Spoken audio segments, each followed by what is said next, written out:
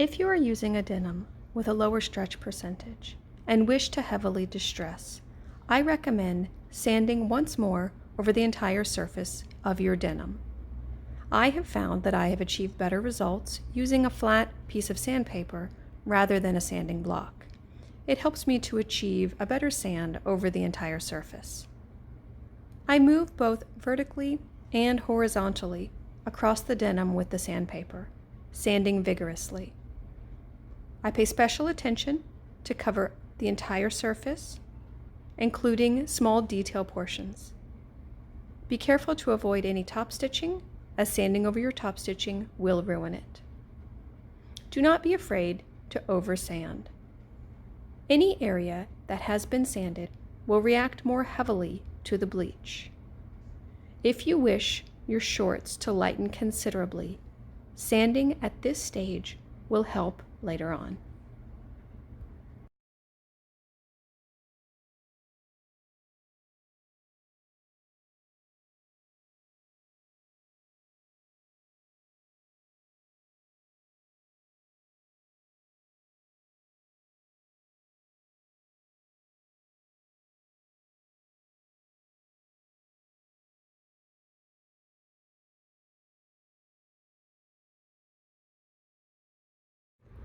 This next step is a step that I call hand bleaching.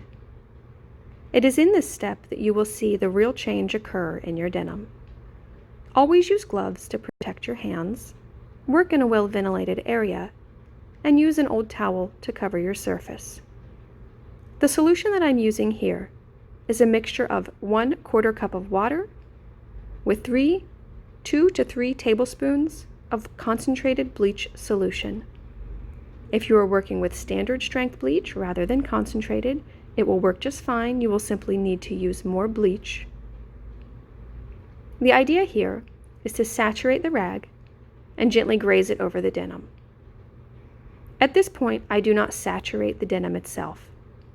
I simply apply a light coating of solution and let the denim sit in that solution until I have reached a desired lightness. If I find that I wish for the denim to be even lighter, I will pass over it a second time with more solution.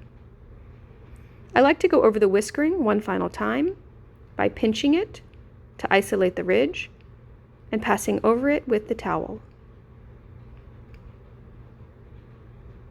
After I do so, I like to blur the sharpness of those lines by going over the entire area one final time.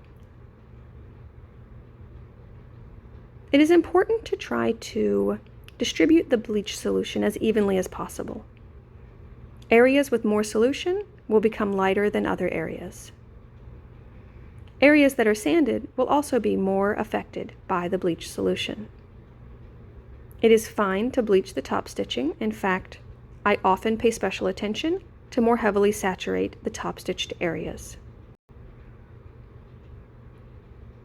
The amount of time that the denim shorts sit with the bleach solution on them, the lighter they will become.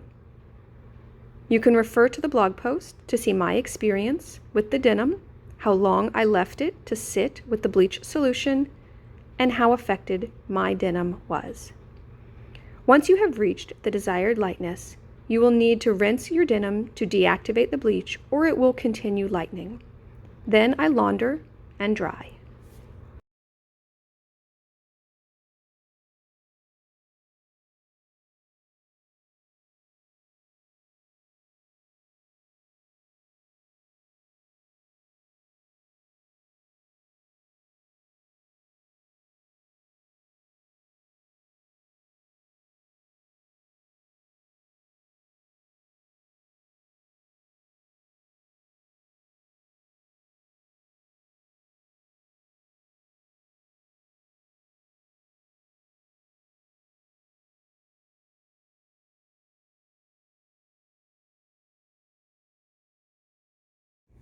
We will now cover adding holes to your denim.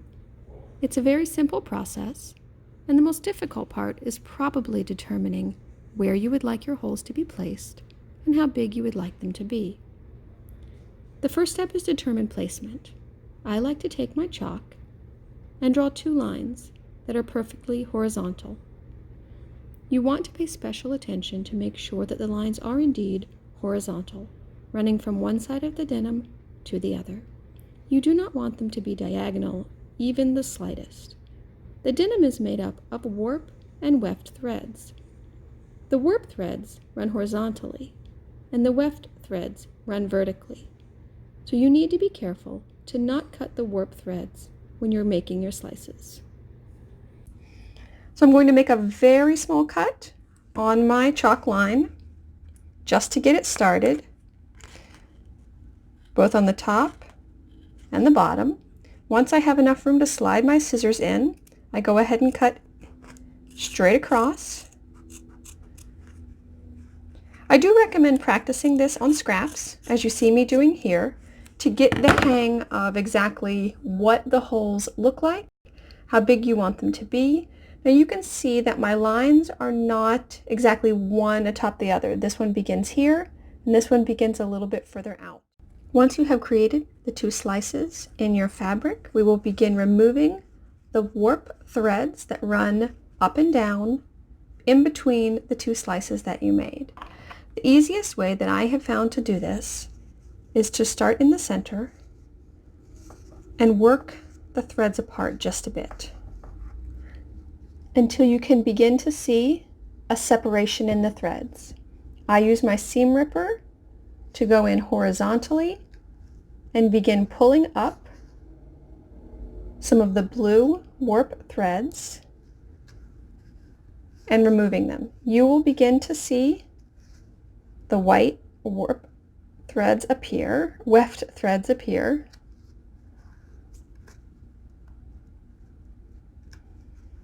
And I continue to work in this fashion, removing the vertical threads until all of the horizontal threads are exposed.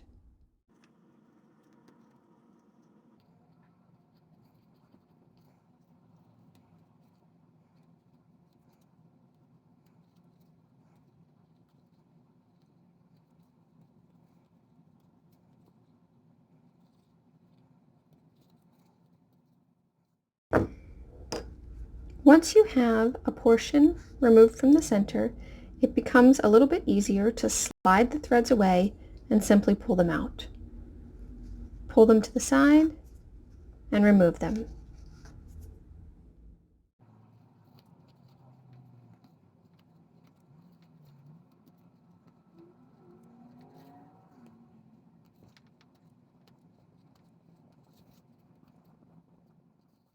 The hole that I created here in the tutorial looks like this. If you want to create a hole that is not entirely square, you can stagger them. If I place a line just below but offset and distress it in exactly the same fashion, cutting a line exactly horizontal. If you cut even a little bit on the slant, you will cut some of the warp threads and you will lose them. Now the closer your slices are to one another, the shorter the threads will be that you are removing from the fabric, and a little bit easier they will be to pull out.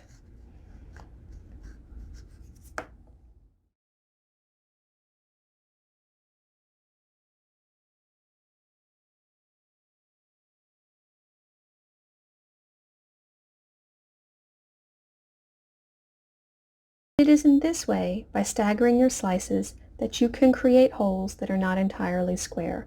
After I launder this denim, the sharp edges will soften up a bit, and it will look more organic than it does now. One thing I want to discuss is reinforcing your holes. You may find that because the denim contains spandex, and that spandex does run along the warp threads, that some of these threads may break with laundering or with wear. And that in order to achieve the look that you want, you may need to reinforce the hole. And I will show you how I did that. You can see my highly distressed pair here. This hole, you can see that many of the warp threads have broken, but I wanted it to look white behind that hole. So I took a square of woven fabric and I used stitch witchery to adhere it to the back of the fabric. Stitch witchery is often referred to as hem tape, and it is a permanent fusible fabric glue. And the way that I used it was to take my fabric on the wrong side and surround the hole around the perimeter with the fabric glue stitch witchery. I cut it in half lengthwise because it was wider than what I needed. I simply layered it around the outside perimeter of the hole, just like you see here. Placed my square of white fabric atop and used a steam iron to adhere it down. I did this with all of the holes on my distressed pair, and all of these squares of fabric that I have adhered have stayed through multiple washings. This pair has probably been worn and washed 24 times, and it is well adhered. Just to show you the holes that I put in my denim, I have one up here by the pocket that I did not reinforce, and it's rather small. The white of the pocket shows behind that. I have two down here on the front leg. And here I have two. Most of these holes were small and square. You can see this one was a little wider at the top and more narrow at the bottom.